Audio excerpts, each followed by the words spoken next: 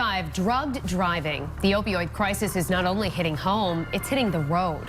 And we're seeing a disturbing number of incidents where police are arresting drivers under the influence of heroin.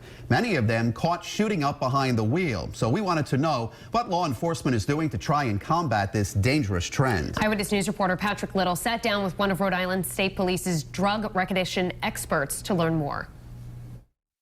We have been tracking the opioid epidemic for years now, a disturbing and deadly trend in itself. Now we're seeing even more troubling behavior. Addicts so desperate for a fix that they're doing drugs while driving. Heroin use knows no bounds. It's transcended income level, race, gender, and age, leaving behind disturbing images like this.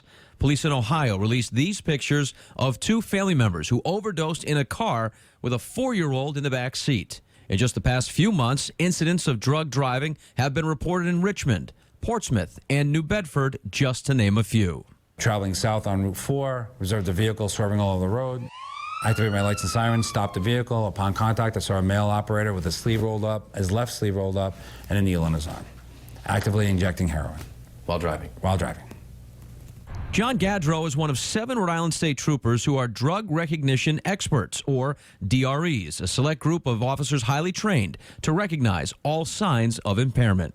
That DEC program is a lengthy course. It's 80 hours in the classroom and 40 hours in the field with a large 6-hour comprehensive test exam at the end.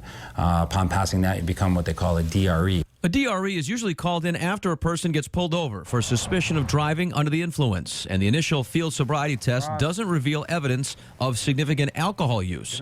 The DRE on duty responds to the scene or meets the suspect at the barracks to conduct a more thorough exam. Blood pressures, pupil measurements, body temperatures, any tremors, track marks, any visual signs of other impairment. We do a detailed eye examination. The eyes are the window of the soul, right? For example, stimulants normally dilate the eye, right? Make it very big, make the pupil very, very big, okay? Where heroin constricts the eye, right? Where it makes your pupil almost like pinpoints. So huge, drastic differences there, right?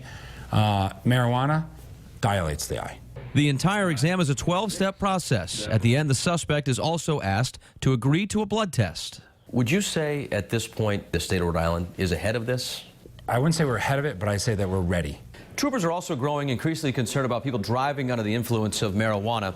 Massachusetts, of course, just legalized the drug's recreational use. After Washington State did that, the number of fatal accidents related to pot more than doubled.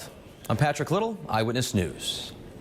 Drug driving. On Eyewitness News, live at 5, we told you about drug recognition experts. They're highly trained law enforcement officers that can recognize the signs that someone could be driving under the influence of drugs.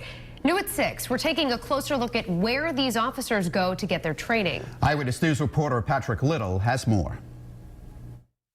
Not every member of law enforcement that applies to become a DRE makes it into that program. Candidates are carefully selected and then trained, then have to pass a comprehensive 6-hour test.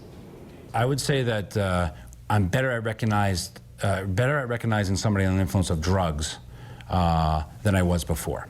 Trooper John Gaudreau is a certified drug recognition expert. He's one of 7 state troopers who have undergone the program's 80 hours of classroom training and 40 hours of field work. We actually send everybody, all our students, to Arizona to do it.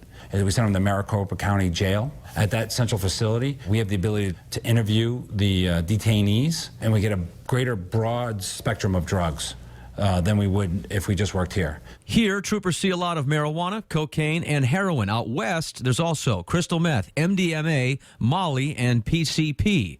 Rhode Island isn't the only state sending law enforcement to this jail for training. We're lucky that they allow us to do that. When we go there, we have classes from Rhode Island there, classes from Massachusetts there, classes from California there, classes from Canada come down. One of the most important things they all learn is how to conduct a 12-step evaluation process. Divided attention, okay? This is deliberately done this way.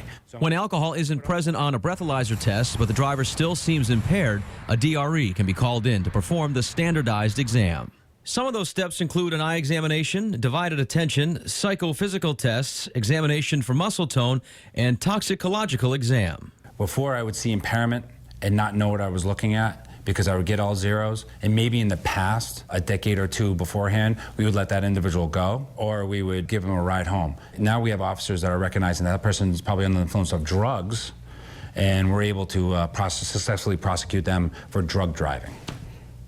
Driving under the influence includes alcohol or drug impairment, or in some cases both. In 2015, state police made 513 DUI arrests. 66% of those suspects were convicted. State police say this is in part due to cases that have been expunged, sealed, or are still pending. I'm Patrick Little, Eyewitness News.